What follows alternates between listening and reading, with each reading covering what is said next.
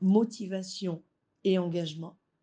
S'il est vrai que chaque saison apporte son lot de bénédictions, il est tout aussi vrai que derrière chaque bouleversement se cache la détermination d'hommes et de femmes qui portent en eux les germes fleurissants d'un patriotisme fier et fort qui transcende les limites du fatalisme. Le coup des libérations du 30 août a clairement démontré que l'être humain a besoin de sens dans ce qu'il fait au quotidien pour s'engager en faveur de quelque chose ou quelqu'un. Le dialogue national inclusif organisé par le Comité pour la transition et la restauration des institutions du 2 au 30 avril 2024 vient ainsi consacrer les notions de motivation et d'engagement qui représentent les moteurs de chacune et chacun d'entre nous.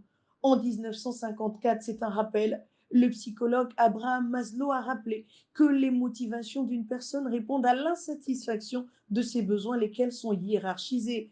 En tête de ceux-ci, les besoins psychologiques, les besoins de sécurité, suivis des besoins d'appartenance, besoins d'estime, qui au finish se complètent pour tendre vers l'accomplissement personnel.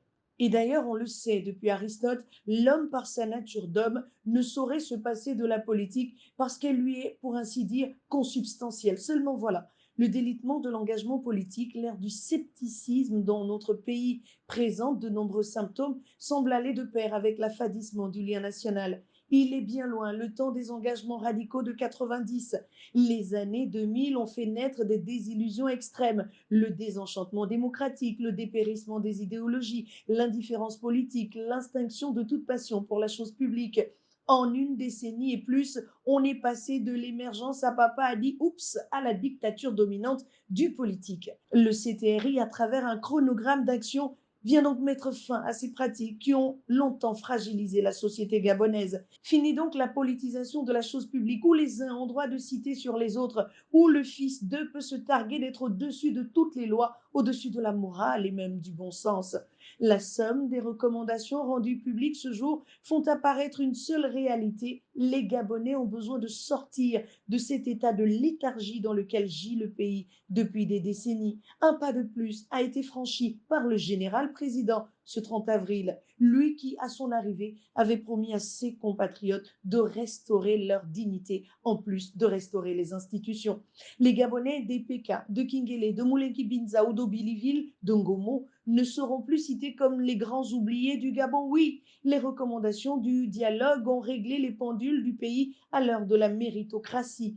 Désormais, l'on ne fera plus comme on veut. L'on ne se servira plus dans les caisses sans être inquiété. On ne marchera plus sur la loi car sa foudre pourra s'abattre sur quiconque va l'ignorer. Il suffit pour s'en convaincre de regarder dans le rétroviseur de l'histoire du CTRI né il y a 243 jours que celui qui a des oreilles pour entendre, entende. Les recommandations issues du dialogue national inclusif organisé par le Comité pour la transition et la restauration des institutions qui a réuni environ 700 personnes ne souffriront d'aucune modification car devant le président de la République centrafricaine, Faustin Archange Touadéra, devant la communauté internationale et devant la nation gabonaise, Brice Clotaire Oligui Nguema a pris l'engagement de les respecter et surtout de mettre en place dans les plus brefs délais le comité chargé de veiller au respect de ces recommandations. Deux adages sortis des entrailles de l'ethnie Baombou du Gabon disent que la vie est une succession de pas franchis et que ce qui fait la différence entre deux personnes, c'est la valeur de la parole donnée. Sur la voie de la félicité, le Comité pour la transition et la restauration des institutions, âgé seulement de 243 jours, a rajouté une nouvelle corde à son arc de restauration, la réussite du dialogue national inclusif.